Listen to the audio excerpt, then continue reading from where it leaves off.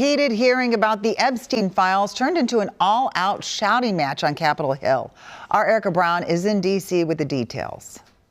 In a contentious hearing Thursday, Attorney General Pam Bondi sparred with lawmakers on the House Judiciary Committee over the Justice Department's handling of the Epstein files. Were there any underage girls at that party or at any party that Trump attended with Jeffrey Epstein? This is so ridiculous, and that they are trying to deflect from all the great things Donald Trump has done. There is no evidence that Donald Trump has committed a crime. I believe you just lied under oath.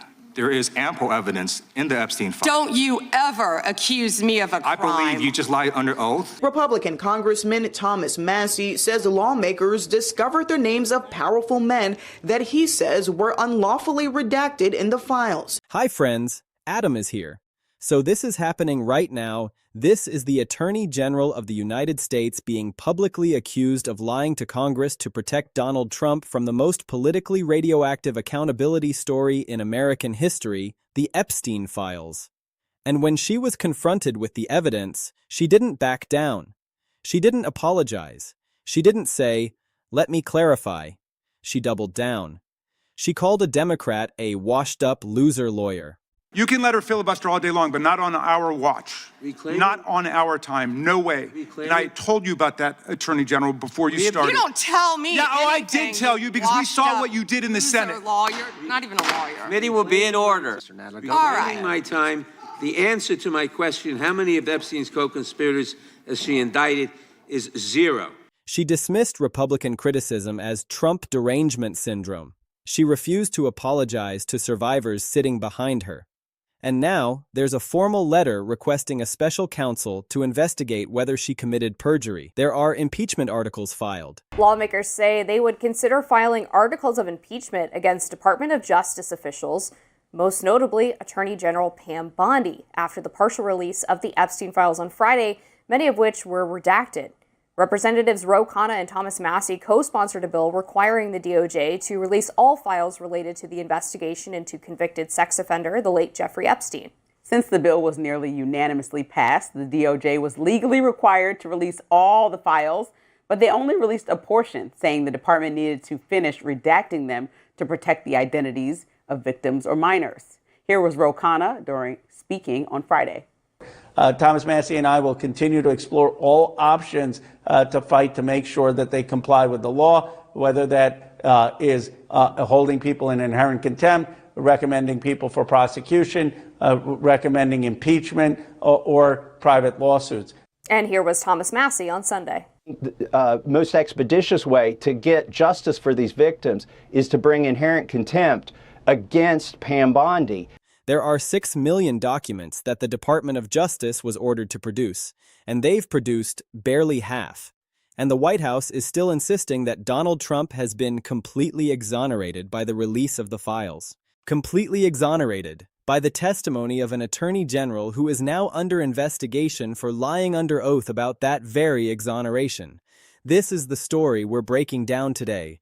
The moment Pam Bondi walked into that hearing room and, piece by piece, built the most damaging documentary record of what the administration is desperate to hide. And the moment Donald Trump, watching it all unfold, realized his last line of legal defense was wobbling under the weight of its own lies. Let's start with the moment that will be played in congressional hearings, in courtrooms, and on news broadcasts for years. Ted Lieu, a member of the House Judiciary Committee, is questioning Attorney General Pam Bondi. She has just testified under oath that there is no evidence that Donald Trump has committed a crime in connection with the Epstein files. A categorical denial. Absolute. No nuance. No qualification. No evidence. Liu looks at her. He has documents in front of him. He knows what's in those documents. And he begins to speak. He cites an FBI statement. A specific statement from a specific woman filed with the FBI, alleging that Donald Trump and Jeffrey Epstein raped her. He cites other witness material in the files. He establishes the contradiction point by point, evidence by evidence, and then he says the words that change everything. I believe you just lied under oath, and this is all on videotape. Let's break down why this moment is so devastating, because it's not just a soundbite, it's not just a dramatic exchange for cable news, it is a perfectly structured legal accusation built in 3 steps, each one designed to satisfy the elements of a perjury charge. Step 1. Identify the specific statement being challenged. Bondi said there is no evidence that Donald Trump has committed a crime. That's the denial. Clear. Absolute. Under oath. Step 2. Cite the specific contradicting evidence. Lou didn't say, "I think there's evidence." He didn't make a general accusation. He pointed to an FBI statement from a woman alleging rape. He pointed to other witness material in the files. He laid out specific, documented evidence that directly contradicts Bondi's claim that no evidence exists. Step 3. Draw the specific conclusion. I believe you just lied under oath. Not, you might have misspoken. Not, perhaps you weren't fully informed. Lied, under oath, on videotape. That 3-step structure is the most precise available model for a perjury accusation. And because it happened on videotape, it's not just a line in the congressional record that someone has to go look up. It's a video that can be watched, shared, analyzed, and used as public evidence of what happened in that room. The on-videotape element converts the hearing from an institutional proceeding into the most publicly available format possible. Everyone can see it. Everyone can judge it. But here's what makes it even worse for Bondi.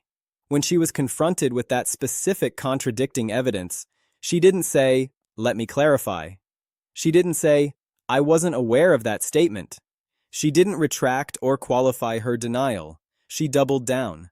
The follow-up letter that Lou and Dan Goldman sent to Deputy Attorney General Todd Blanche documents this precisely. They wrote that Bondi's categorical denial was false, that when confronted with her lie, she did not retract. She doubled down.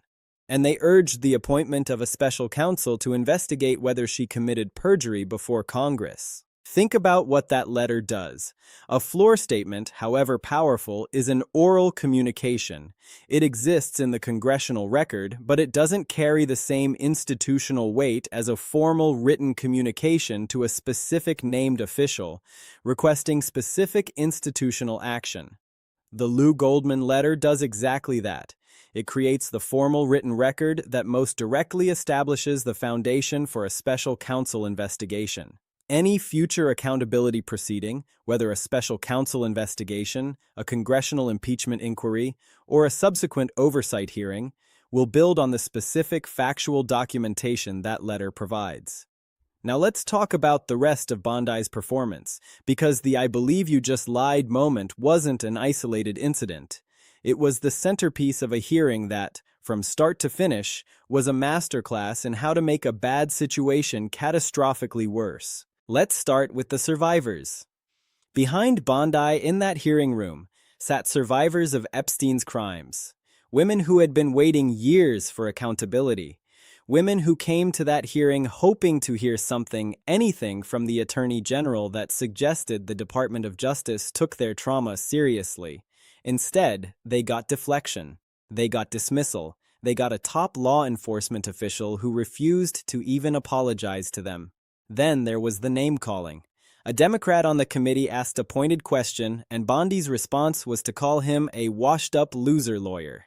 Not a substantive engagement with his concerns, not a clarification of the record, a personal insult delivered from the witness table, under oath, in front of the entire country. When Republican Thomas Massie raised concerns about the administration's handling of the files, Bondi dismissed his criticism as Trump derangement syndrome. A Republican, who was asking legitimate oversight questions about documents that his own committee had been trying to get for months, dismissed as suffering from a mental condition. And here's the thing that should worry the White House. Even some Republicans on that committee were shaking their heads. Not Democrats. Republicans. People who usually vote with the administration. People who usually defend the Attorney General. They were watching Bondi's performance. The insults, the deflections, the refusal to engage with the evidence, and they were visibly uncomfortable. This is what Jamie Raskin was talking about when he accused Bondi of conducting a massive Epstein cover-up. Raskin noted that the Department of Justice had been ordered to produce 6 million documents related to the Epstein files. 6 million. And so far, they've produced barely half. 3 million documents are still being withheld. 3 million pieces of paper that might contain evidence, might contain names, might contain the truth about what happened and who knew what. An attorney general who was confident in her position, who believed that the files contained no evidence of wrongdoing by Donald Trump, would want those documents released. She would want the public to see them. She would want the record to be clear. Instead, Bondi's DOJ is fighting tooth and nail to keep half of those documents sealed. And when asked about it in a public hearing, she responded with insults and dismissals. That's not the behavior of someone who has nothing to hide. That's the behavior of someone who is desperately trying to keep something buried. Now let's zoom out and look at the bigger picture, because what happened in that hearing room doesn't exist in isolation. It sits at the center of a web of accountability mechanisms that are all converging at once. First, there's the special counsel request. Liu and Goldman have formally asked for a special counsel to investigate whether Bondi committed perjury. That's not a casual suggestion. That's a formal written request to the Deputy Attorney General, documenting specific false statements, specific contradicting evidence, and a specific decision to double down rather than retract. If that special counsel is appointed, they will have the authority to investigate not just Bondi's testimony, but the internal DOJ deliberations about what the files contain, about which materials were withheld, about how the no evidence characterization was formulated. Those internal deliberations are the roadmap of the cover-up itself. Second, there are the impeachment articles. Members of Congress have already filed articles of impeachment against Bondi. Those articles are sitting there, waiting for committee consideration. They're not going away. And every day that Bondi refuses to retract her false statement, every day that the DOJ continues to withhold documents, those articles gain more support. Third, there's the deposition. Bondi is scheduled to give another deposition under oath. This time, the questioning will be even more aggressive.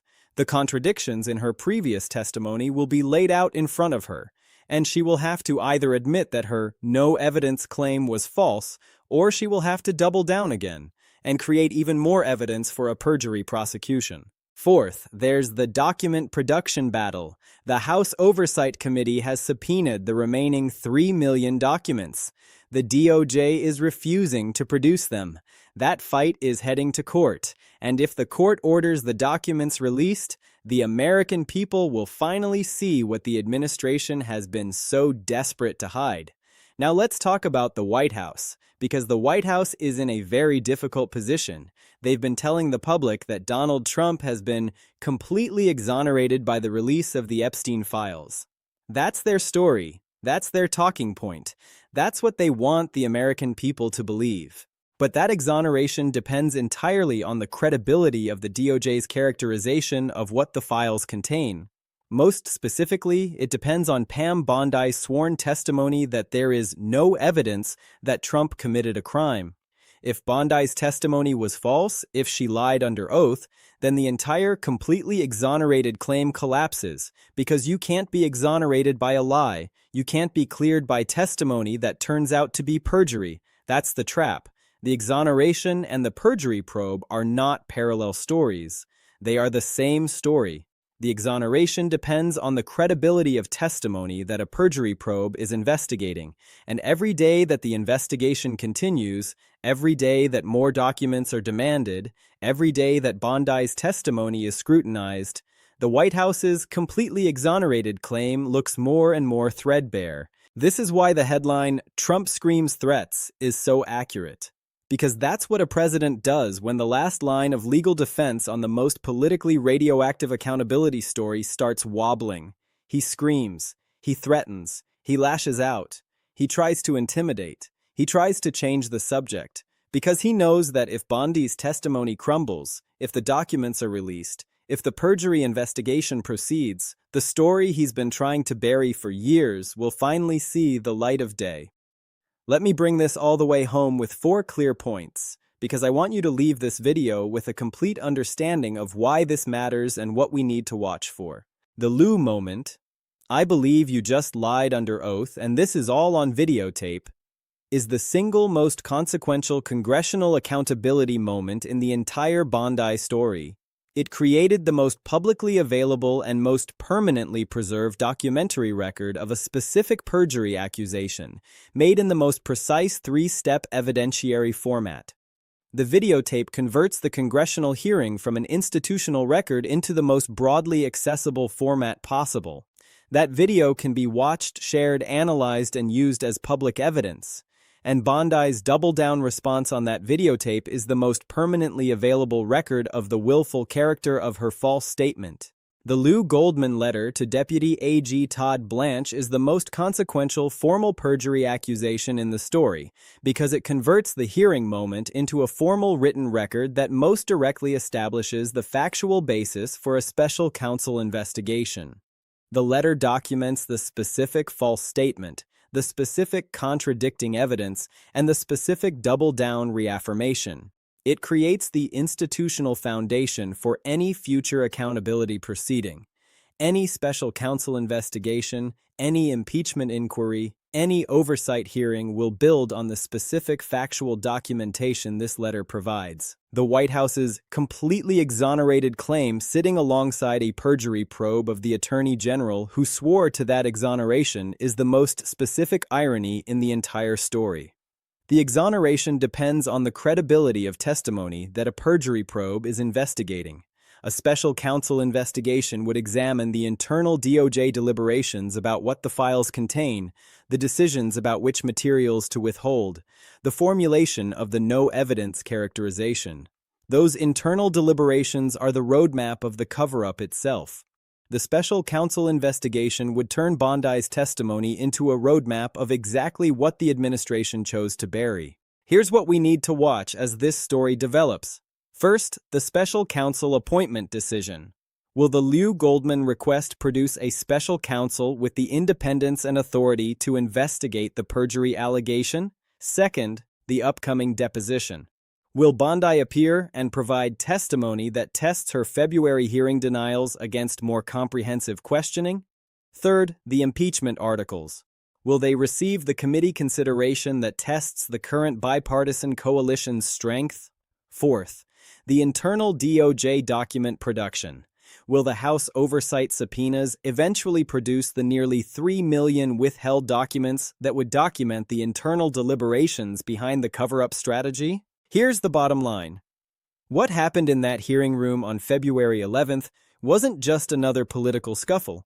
It was the moment the Attorney General of the United States was publicly accused of lying to Congress to protect the president with specific evidence on videotape in the most formal oversight setting the country has. It was the moment she doubled down rather than retracting, creating the most damaging available behavioral evidence of willful false statement. It was the moment she called a Democrat a washed-up loser lawyer, dismissed Republican criticism as Trump derangement syndrome, and refused to apologize to survivors, establishing a record of conduct that even some Republicans found indefensible. It was the moment the White House's completely exonerated claim became dependent on the testimony of an official now under investigation for perjury. And it was the moment the most carefully managed cover-up strategy began producing the most specifically documented roadmap of its own existence. Pam Bondi walked into that hearing room to defend Donald Trump. She walked out having built, piece by piece, the documentary record of what the administration is most desperate to hide.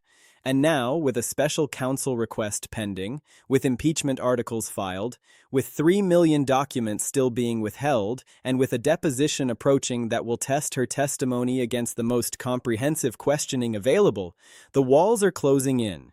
Donald Trump knows it. That's why the screams. That's why the threats. That's why the frantic, desperate attempts to change the subject. Because the last line of legal defense on the most consequential accountability story of his career is wobbling under the weight of what is now on the congressional record, and once it falls, there's nothing left to protect him. Stay tuned. The deposition is coming, the special counsel question is developing, and we'll be right here, covering every development as it unfolds. Drop a comment below. Tell me what you think. Does the double-down denial on videotape produce the special counsel appointment that turns Bondi's testimony into a roadmap of the cover-up? Or does the administration find a way to manage the perjury exposure before the investigation reaches the internal deliberations that would document the cover-up strategy itself? I want to hear from you. I'll see you in the next one.